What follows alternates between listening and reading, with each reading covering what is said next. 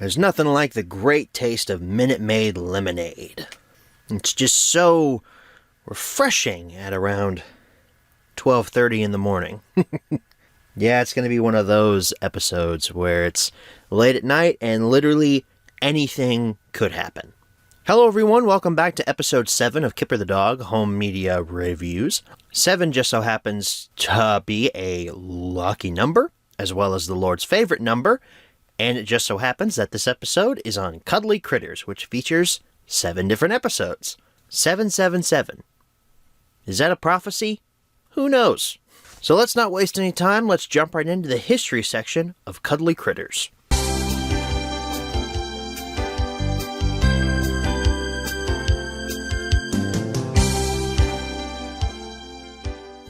So Cuddly Critters first hit VHS on March 5th, 2002. As I've mentioned in all previous episodes, I owned Cuddly Critters on VHS.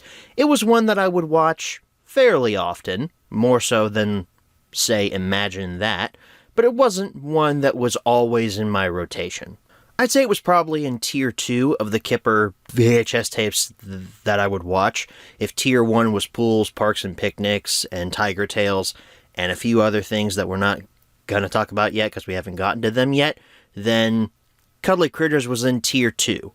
I guess by default then I'd put Imagine That in Tier 3 because I couldn't watch it that much as a kid, and even when I could watch it, I didn't really like it that much. The VHS then got reprinted on September 30th, 2003, and just like the last few weeks, there was a white VHS variant in 2003 when this got reprinted. Here it is up on the screen for you. Not much difference between the white tape and the black tape, but it is cool that another colored variant was out there. And finally, Cuddly Critters hit DVD on August 10th, 2004. Well, hold on just a moment here because we have an interesting development. So, I can't tell if this is Canadian or not, because if it's Canadian, we shouldn't technically be talking about it, but there is a photo of a supposed 2003 DVD variant of Cuddly Critters. I'm going to throw that up on screen right now, along with its disc. And the reason that that's significant is because the disc that's on screen right now is the same one that I have, that we'll take a look at later on in the close-up section, but the artwork on mine is supposedly from 2004. I'm going to go with this was released in 2004, and maybe the wiki just got something wrong there, because it also shows that there's a 2004 DVD with a squished up version of the poster art label.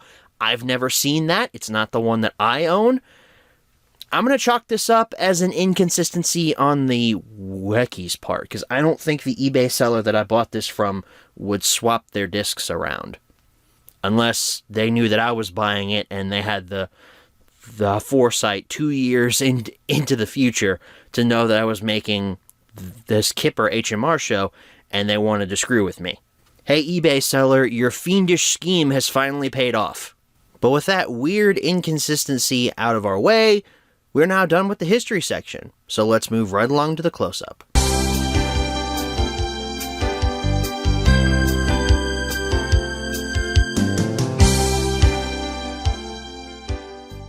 Alrighty everyone, here's your close-up look at Cuddly Critters. This is the 2004 DVD print, so far the only DVD that I know of existing. I haven't done research yet at the time of recording this close-up, so I don't know if there's another one that I'm missing, but here it is. DVD logo, Kipper, 101 minutes of fun, kind of a lie there, but we'll talk about that later. Kipper and Rolly, apparently, who appears not on this release at all. There's Mouse, though. There's Mouse at the bottom. He's eating a bowl of cornflakes, which Mouse loves. I don't know why they put Rolly here on the front. I guess because Rolly's technically a cuddly critter. But there's the logo, Cuddly Critters. A refreshing pace for today's busy kids. That is so true, especially in today's society where all our kids do now is watch YouTube on iPads. This poster art's really nice. I like the green color on it. The spine, Kipper, Kipper logo, Cuddly Critters, the hit logo, DVD logo, and product number. The back, a sticker over the barcode, not for individual sale. I don't know why that's there. Was this part of a box set or something? I don't know, but kind of an interesting variant there. Kipper logo again, Cuddly Critters logo. We've got a blurb about the release. There's Kipper and Mouse, and Pig and Jake, with all of Pig's pets from the birthday party episode of this show. And then we've got your episodes listed over here.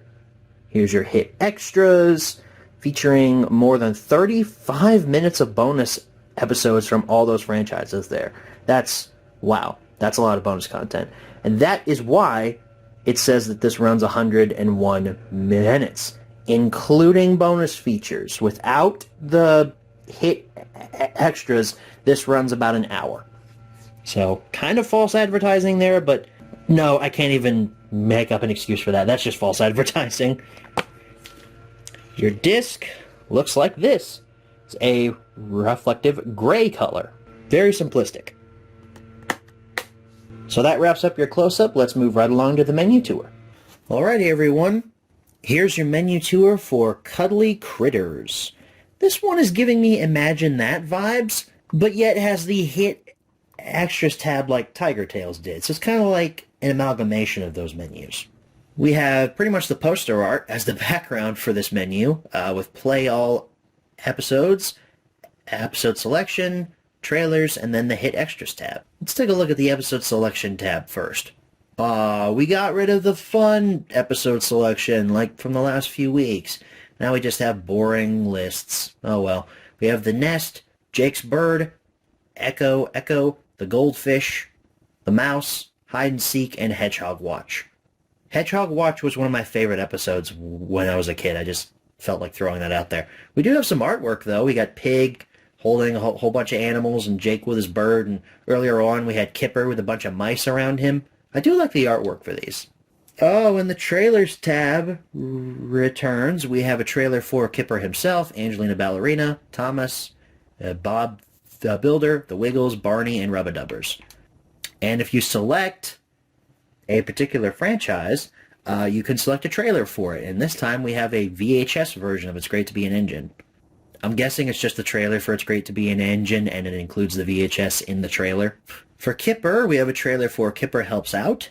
Rubbadubbers, we have a trailer for High Noon in the Bathroom. And for Bob the Builder, we have a trailer for his live show. I'm not taking a look at all the other ones because I don't care about those franchises. But we do have an option down here. You can select Kipper's Big Owl, and you can play all the trailers from there. Alright, here's the Hit Extras tab. The fact that we have an episode for Bob the Builder that's included on here, that's amazing. You never saw episodes for Thomas and Friends or Bob the Builder included in any Hit Extras tabs, because those were Hit's big franchises. They really put stuff like the Wiggles or Rubbadubbers or Pingu in the Hit Extras tabs because they weren't really their popular franchises. That's not me saying that they're bad, it's just me saying they weren't as popular as things like Thomas or Bob or even Kipper. But we have a bonus episode of Bob, we have Rolly to the Rescue, Ballerina Ragdoll for Angelina Ballerina, Pingu Goes Fishing for Pingu, and Sploshy of the Arctic for Rubbadubbers. I think that one was also on a Thomas release, because I vaguely remember that. There was also one about Terrence the Robot, where he wanted to get in the water, and he wished that he was able to breathe underwater. What episode was that? Someone probably knows. Anyway, this isn't Rubbadubbers home media reviews. This is Kipper the Dog home media reviews, and that wraps up your menu tour for Cuddly Critters. Let's go ahead and head on back and answer the 5 main questions as always. Alright, so we're back from the close-up. Now it's time to answer the 5 main questions as always. Number 1, where can you pick this product up? I'm drawing a blank on the amount of times that I can say eBay, online retailers. I hate saying the same thing every week, but that's really your only option. Kipper stuff just doesn't show up in half-price books or pawn shops or peddlers malls or stuff like that. At least not around my area. Number 2, is this product still being printed nowadays? Unfortunately, it is not. Number 3, should you pick this product up? With a release like Cuddly Critters, you expect there to be a lot of animal-centric episodes on here, and I'm happy to report that all 7 of these stories deal with animals. It's not like Imagine That, where some of them were kind of outlandish, but others were slice-of-life style stories.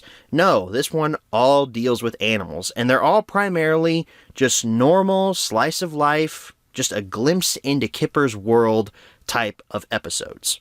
There is no the rainbow puddle on here or Arnold's balloon trip. It's all pretty standard stuff. Except for one episode that introduces a talking mouse, but we will get to that. We start off with The Nest. Kipper and Tiger are tasked with placing a baby bird back up in its nest at the top of a tall tree. That's the basic plot of this episode. There's not really much that happens in it. There are a lot of hijinks where Kipper and Tiger try to climb up said tree. There's also a very funny line where Kipper asks Tiger, "What do birds eat? Worms? Yuck!" I feel the same way, Kipper. I'm not really a fan of worms myself. I know they're good for the environment and are great for fish bait, but I cannot bring myself to actually enjoy their company. I also don't know if Tiger's theory about birds stomping on the ground to attract worms is true. It sounds like it could be true, and I feel like Tiger's theory of they were too heavy to actually make worms pop up out of the ground could also be true, but it could also be false. I don't know. I'm not a scientist.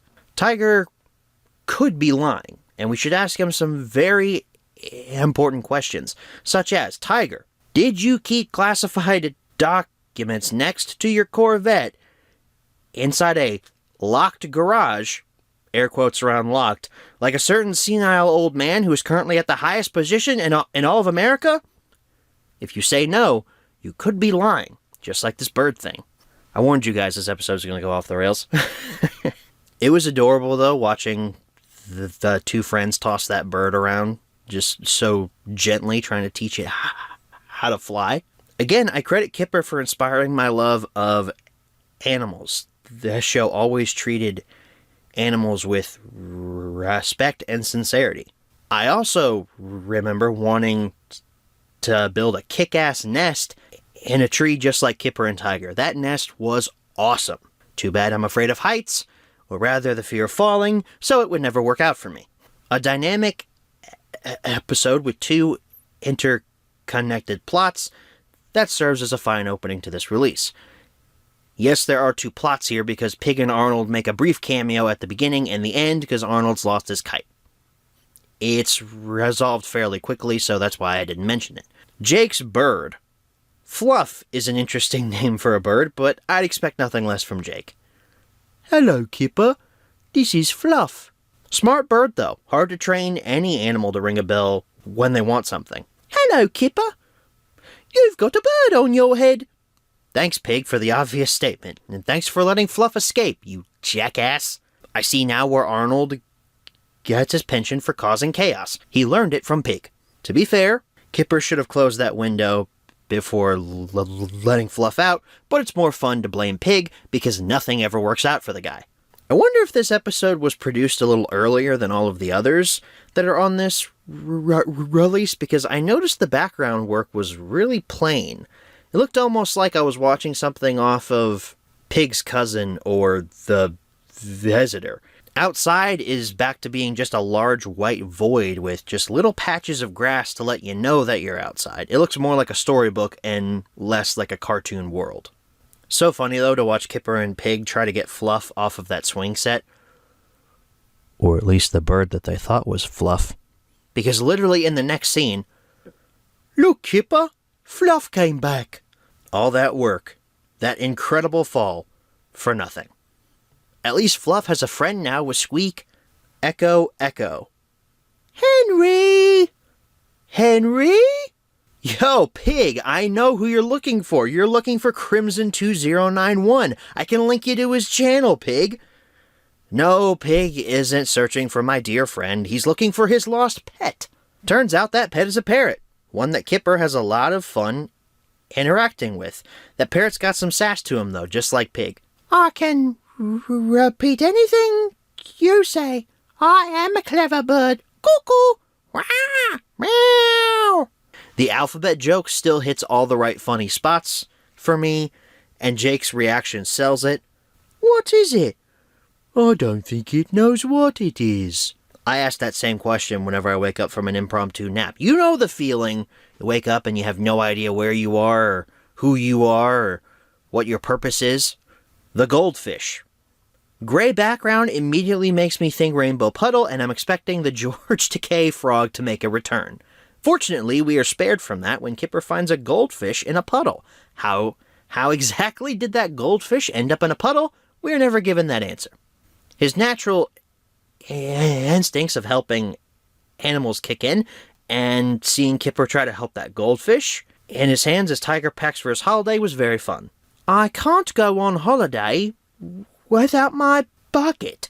I feel the same way about my filming equipment, Tiger, when I go on made-up trips.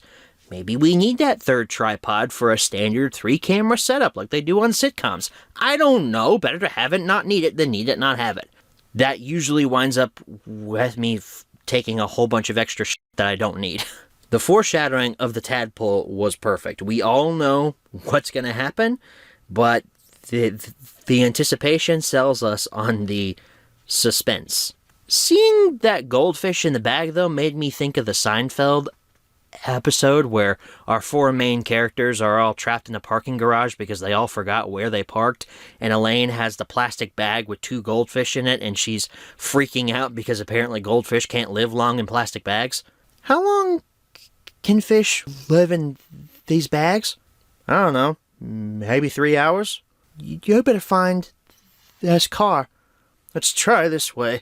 Well, there's elevators all over. Everything looks the same. We're like rats in some experiment. Unbelievable. I'm never going to get out of here.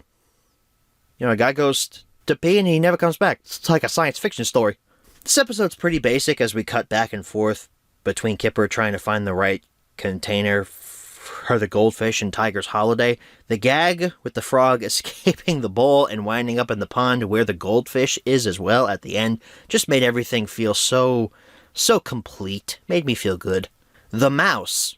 As I mentioned, there's a mouse character that is introduced here. A talking mouse, no less. We start off the episode focusing on the new mouse character, who is named Mouse. Very creative. You know what that makes me think of? Oi, you! We've got a Diesel character. Let's name him Diesel. Ah, Jim, that's bloody great, isn't it? At least she has the decency to wash herself when she breaks into Kipper's bathroom. It's using his toothbrush, but hey, she at least washed up. Kipper is very chill about having his bathroom flooded and having soap on his toothbrush and his cornflakes missing. Like, this guy's way too chill about this. I would instantly be going for the gun safe if I even sensed that there was an intruder in my house. Now, do you mind? I'm trying to get some sleep. I apologize for my mouse impression. I cannot make my voice go that high. But big talk coming from what's basically a squatter. You have no right to be there. You chewed a hole in Kipper's private property. That's his toy box. Kipper could kick you out at any point and he would have the legal right to do so, but he's too damn nice to do anything about it. Kipper, my guy, just because Mouse has never had toast, that doesn't mean you have to share your personal space with her. Because at the end of the episode, they're living together. And they're together in the next episode, Hide and Seek. Mouse and Kipper play hide and seek. That's it. That's the episode. Kipper's a filthy cheater, though, speeding up his counting when he knows Mouse hasn't left his premises yet. Her hiding spot was pretty creative, though. I'll give her that. Sock thing. I never would have thought to check there. But getting a counting lesson from Kipper wasn't on my 2024 bingo card, but this is a kid's show. Let's temper our expectations here. It was cute to see Mouse learn how to count. I felt for her character development there. I'm describing this like it's some straightforward drama, like it's just this deep sense of just character depth and character development. No, this is Kipper the dog. It's a children's show. There's not a lot of depth here, but it was nice to see Mouse learn how to count. She went through a A small character arc there. Good for her. This is the definition of a slice of life episode of Kipper, because it literally takes place in one location. It's all in Kipper's house. But those are some of the best ones from this show. We end off with Hedgehog Watch, a personal favorite of mine from childhood. The fact that Tiger inserts a floppy disk into Kipper's stark white Windows 95-esque computer just instantly made me feel nostalgic for this episode. Because I remember thinking, yo, our family computer's like that. I didn't know what floppy disks were, but we had an old white compact computer that was old as crap. It ran Windows XP, and it had this wallpaper on it, which I also use on my work computer. That picture loaded fast for a floppy disk, though.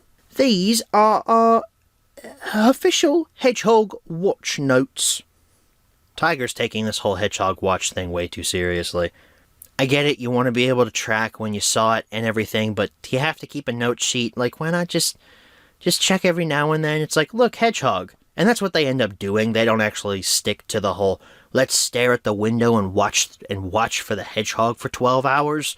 No, they go off and they play tiddlywinks, and they watch TV for what felt like a billion years, or it looked like it was a billion years from the way that Kipper was moving on the couch. The hedgehog is adorable, and when I was a kid, I wanted to go out on my own hedgehog watch. My parents then informed me that there were no hedgehogs that lived near our house. I was probably 5, and I believed them. Do hedgehogs live in Kentucky? I don't know. Apparently armadillos live in South Carolina, though. We saw quite a few of those when we were in Hilton Head. That has nothing to do with what I just said. Hedgehogs are cute. Very detailed notes there, Kipper. Good job. Huh. Look at that. It's a picture of us. Wow. Hey, Tiger, have you been eating my donut? A very fun and wonderful episode, and a great way to end off Cuddly Critters. Cuddly Critters sticks to its theme well and has a lovely collection of stories. It's an animal lover's dream to have all of these episodes packaged together in one compact release. You also get 4 separate episodes of other hit shows, such as Angelina Ballerina, The Wiggles, Bob the Builder, and Pingu. Even if you don't like any of those shows, that is still a huge bang for your buck right there. 4 separate episodes from 4 different shows. I don't remember any other hit release that had 4 episodes in the hit extras section. I can remember a couple of them that had 2 episodes. A lot of them only had 1. But 4? It's almost unheard of. So that fact alone makes Cuddly Critters recommendable. And also, I enjoyed a fair amount of episodes on this release. I just didn't have a lot to say about them in terms of their depth, because a lot of them are fairly surface level. And you know what? That's okay. They were still fun to watch, and I recommend you go out and find this release. Number 4, where should you pick this product up? Well, same answers as number 1. And number 5, what price should you pay? Well, if you want one that's exactly like mine, you're going to have to find one that has the not for individual sale sticker on it. Honestly, I just got lucky there. I wasn't really looking for a variant like that, but if you want just a standard DVD copy, probably 10 to 15 for it. A VHS, I wouldn't go over $10 for it, but a DVD, I'd go upwards of 15 for it. For some odd reason, this one has not shown up on eBay as much as I thought it would. At least there weren't a lot of copies on it when I did my research on this like a few weeks ago. Well, folks, that wraps up your home media review for Cuddly Critters.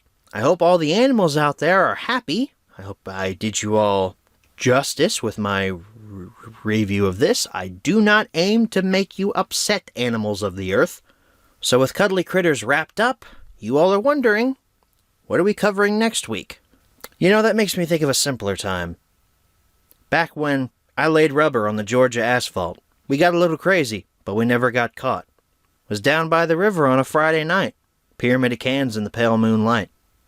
Talking about cars and dreaming about women. Never had a plan, just a living for the minute. Yeah, way down yonder on amazing discoveries. Never knew how much those Kipper stories meant to me. But I learned how to swim and I learned who I was. A lot about living and a little about love.